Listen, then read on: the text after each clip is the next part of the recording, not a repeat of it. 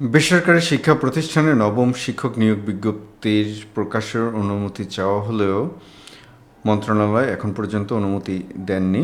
ইতিমধ্যে এনটিআরসি এর দায়িত্বভার গ্রহণ করেছেন, অর্থাৎ অতিরিক্ত দায়িত্ব গ্রহণ করেছেন নতুন চেয়ারম্যান।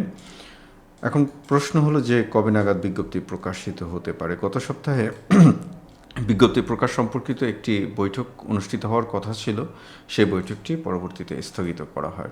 এখন সব কিছু মিলিয়ে যারা এনটিআরসি এর মাধ্যমে শিক্ষক হওয়ার স্বপ্ন দেখছেন, আপনাদের প্রত্যাশা বা আপনাদের চাওয়া বিজ্ঞপ্তি খুব দ্রুত প্রকাশিত হোক। বিজ্ঞপ্তি তাহলে কবে নাগাদ প্রকাশিত হবে? আসসালামু আলাইকুম, যে যেখান থেকে আমাদের ভিডিও দেখছেন আমার পাঠঘরে আপনাদেরকে আরও একবার স্বাগতম। এনটিআরসির নিয়োগ নিয়ে আমরা কথা বলছিলাম যে আমরা আশা করছিলাম খুব দ্রুত নবম এনটিআরসি নিয়োগ বিজ্ঞপ্তি প্রকাশিত হবে, সেরকমটাই বলা হচ্ছিল, কিন্তু এখন পর্যন্ত সেরকম নির্দিষ্ট করে বলা যাচ্ছে না কবে নাগাদ বিজ্ঞপ্তি প্রকাশিত হবে। ইতিমধ্যে বিভিন্ন আলোচনা শোনা যাচ্ছে, তো সবগুলো নিয়ে আমরা একটু কথা বলার চেষ্টা করব। তো আমরা একটু দেখে আসি। বেসরকারি শিক্ষা প্রতিষ্ঠানে নবম শিক্ষক নিয়োগ বিজ্ঞপ্তি প্রকাশের অনুমতি চাওয়া হলো, শিক্ষা মন্ত্রণালয় থেকে এখন অনুমোদন মেলেনি। অনুমোদন না মেলার কারণ, গত বৃহস্পতিবার প্রবেশ পর্যায়ে শিক্ষক নিয়োগের পদ্ধতি নিয়ে মন্ত্রণালয়ের একটি সভা অনুষ্ঠিত হওয়ার কথা ছিল, সভাটি নেওয়া হয়, বিজ্ঞপ্তি প্রকাশের অনুমতি দেওয়া হয়নি। এখন বিষয়টি হচ্ছে যে যদি নবম শিক্ষক নিয়োগ বিজ্ঞপ্তি প্রকাশ করতে হয়, অর্থাৎ 19তম শিক্ষক নিবন্ধন থাকছে না আর, এর বদলে সরাসরি শিক্ষক নিয়োগ পরীক্ষা হবে, সরাসরি, যেটা আমরা যদি বিশেষ স্পেশাল বিসিএসের কথা যদি বলি সেরকমটা, এবং এর পাশাপাশি যদি আমরা সরকারি মাধ্যমিক বিদ্যালয়ের শিক্ষক নিয়োগের কথা বলি সেরকমটাই, বা প্রাইমারি নিয়োগের মতো। ফলশ্রুতিতে পরীক্ষা পদ্ধতি পরিবর্তন করতে হবে, এবং আপনারা জানেন যে এনটিআরসির নিয়োগ একটি বিধির মাধ্যমে হয়। মধ্যে কথা হলো সেই বিধি পরিবর্তন করতে হবে। এখন পর্যন্ত আনুষ্ঠানিকভাবে সেই বিধি পরিবর্তন হয়নি। তো বিধি পরিবর্তন না হওয়া পর্যন্ত তো বিজ্ঞপ্তি প্রকাশ করা যাবে না। মূলত গত সপ্তাহে যে বৈঠকটি ছিল, অনুষ্ঠিত হওয়ার কথা ছিল, সেই বৈঠকটি বিধি পরিবর্তন নিয়ে। এর পাশাপাশি আরও কিছু বিষয় আছে, যেমন যেটা হলো যে যদি নবম শিক্ষক নিয়োগ বিজ্ঞপ্তি প্রকাশ করতে হয় তাহলে 18তমদের কী হবে, বা ইতিমধ্যে যারা সার্টিফিকেট ধারী আছেন তাদের কি হবে। দেখুন, ওইটা এক ধরনের চ্যালেঞ্জ বা এক ধরনের সমস্যা। তো এই চ্যালেঞ্জ বা সমস্যাটা হলো মূলত যে যদি নবম শিক্ষক নিয়োগ বিজ্ঞপ্তি প্রকাশ করা হয় তাহলে ইতিমধ্যে আপনারা জানেন যে যাদের সার্টিফিকেটের বয়স 35 বছর থাকে এবং 3 বছর পর্যন্ত, তো সেক্ষেত্রে যদি মানে যেহেতু এনটিআরসি হচ্ছে একটি রিটের স্বর্গরাজ্য, যে কেউ এই ধরনের একটা নিতে পারেন, স্টেপ নিতে পারেন। তার মানে এইটা না যে আমি এই বিষয়টাকে উস্কে দিচ্ছি, বিষয়টা সেইটা না। আমি বলছি যে এনটিআরসির আইনি দিকটাকেও ভাবতে হবে। এর পাশাপাশি যদি সে ধরনের কোনো ঘটনা যদি ঘটে সেক্ষেত্রে এই নিয়োগটাও আটকে যেতে পারে, সময় লাগতে পারে। তো ফলশ্রুতিতে ওই বিষয়গুলোও চিন্তা করতে হবে। আর যদিও সেইখানে এনটিআরসি একটা সুযোগ রেখেছে, অর্থাৎ 18তমতে যারা উত্তীর্ণ হয়েছেন তাদের জন্য শেষ পর্যন্ত 6000+ পদ সংরক্ষিত রাখতে হচ্ছে। এই বিষয়টা নিয়ে আমি অনেকবার কথা বলেছি, আবারও কথা বলছি আজকে, যে এটা অনেকটা সেই আইনি ঝামেলাটাকে এড়ানোর জন্য, তার মানে অনেকটা বাধ্য হয়ে। তো আপনারা জানেন যে এর পূর্বে এনটিআরসির চেয়ারম্যান মহোদয় ছিলেন না, এনটিআরসির নতুন চেয়ারম্যান মহোদয় যোগদান করেছেন। তো এর ফলশ্রুতিতে কালকে তো সপ্তাহের শেষ, কালকে কোনো বৈঠক হবে না যতটুকু খবর আছে। হয়তো সামনের সপ্তাহে বৈঠক অনুষ্ঠিত হতে পারে। এখন বৈঠক অনুষ্ঠিত হলে সেইখানে কি বিধি পরিবর্তন করে সরাসরি কি নিয়োগের অনুমোদন দেওয়া হবে কিনা সেটাও একটা বিষয়, কারণ বিধি পরিবর্তন করতে হলে তো একটু সময় লাগবে। পরিপত্র জারির অনুমতি, আগামী সভায় শিক্ষক নিয়োগ সুপারিশের সংশোধিত পদ্ধতি নিয়ে পরিপত্র জারির সিদ্ধান্ত হবে। পরিপত্র জারি হওয়ার পরে এনটিআরসি বিজ্ঞপ্তি প্রকাশের চূড়ান্ত অনুমোদন পাবে, যেটা আমি বলছিলাম সেটাই।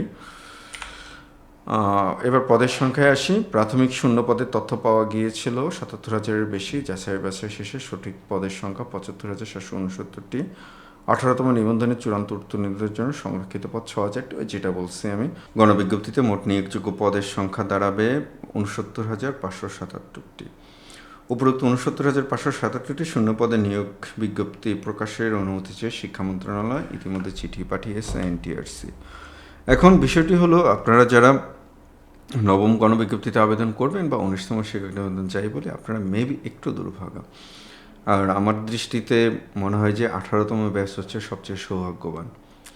মূল গণবিজ্ঞপ্তি, তারপরে প্রতিস্থাপন, তারপরে বিশেষ গণবিজ্ঞপ্তির এখন আবার পদ সংরক্ষিত রাখা, সব কিছু মিলিয়ে তারা সত্যিকার অর্থেই সৌভাগ্যবান।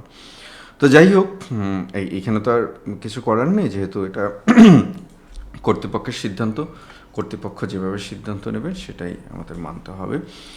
আর আপনারা যারা শিক্ষক হওয়ার স্বপ্ন দেখছেন, বসে থাকবেন না। যে সময়টুকু পাচ্ছেন আপনারা, সেই সময়টুকু আপনারা কাজে লাগান, অর্থাৎ ভালোভাবে প্রস্তুতি নিতে থাকুন। প্রস্তুতিটা আপনাদের এমনভাবে হোক যেন অন্তত একটি পদ থাকলেও যেন সেই পদে আপনি নিয়োগ পান। খুব চ্যালেঞ্জিং কিছু কিছু জায়গাতে আমার কাছে যতটুকু তথ্য আছে, আমি দেখেছি যেটা যে পদ সংখ্যা একদম কমে গিয়েছে। বরাবর যে জায়গাগুলোতে প্রায় 100, 150 বা 200, 300 পদ থাকতো প্রভাষক পদে, সেইখানে পদ কমে 5টি, 7টি, 23টি, 24টি চলে এসেছে। এখন এই বাস্তবতায় এই বাস্তবতাটা আপনাকে মেনে নিতেই হবে। এই বাস্তবতায় আপনি আপনার প্রস্তুতি নিতে থাকুন। এবং এইখানে আমি যেটা বলবো যে সিলেবাস নিয়ে আপনারা অনেকেই প্রশ্ন করেছেন আমার কাছে।